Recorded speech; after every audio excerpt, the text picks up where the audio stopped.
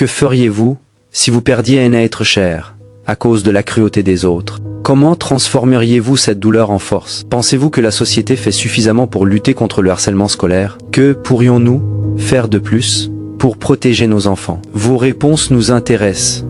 Écrivez-nous dans la section commentaires. On se fera un plaisir de vous répondre. À partir d'ici, nous plongeons ensemble au cœur des défis de la vie. Suivez-moi dans cette merveilleuse aventure et abonnez-vous pour plus de contenu. Très bon visionnage. Les ombres de l'ascension.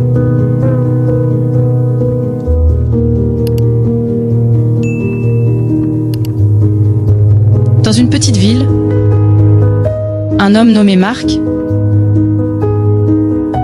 se battait pour subvenir aux besoins de sa famille.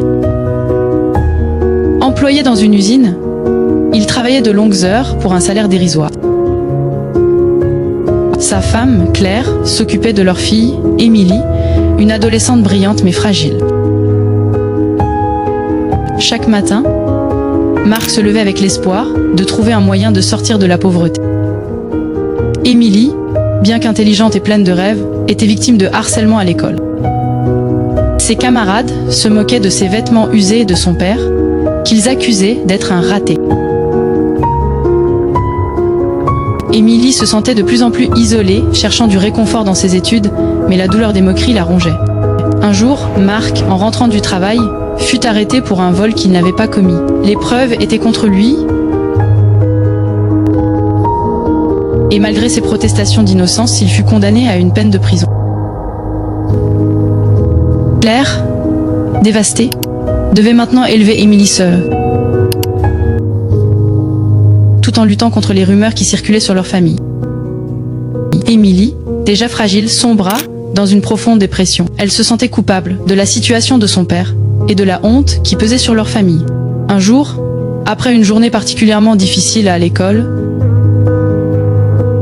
elle prit une décision tragique et se suicida. La nouvelle frappa Marc comme un coup de poignard, le plongeant dans un abîme de désespoir. En prison, Marc découvrit un talent pour l'écriture.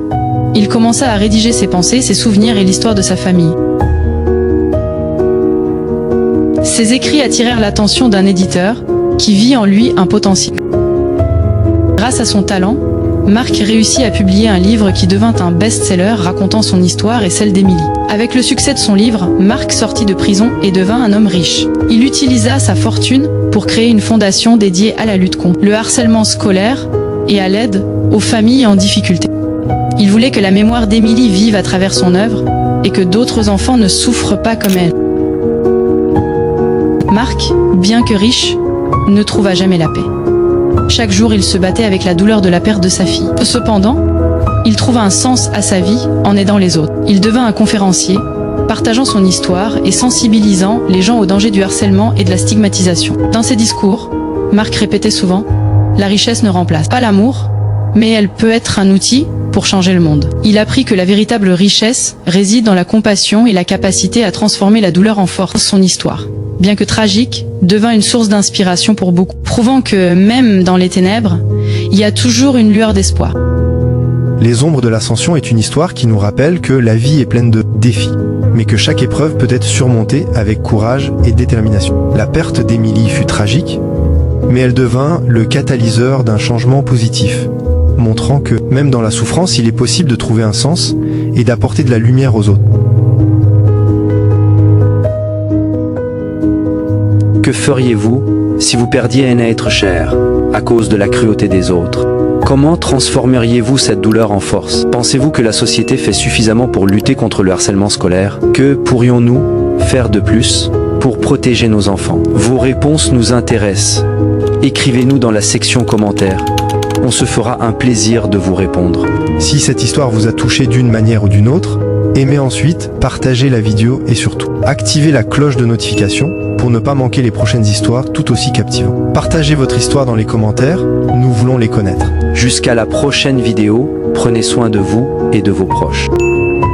Merci infiniment, c'était RDV 222 pour vous servir.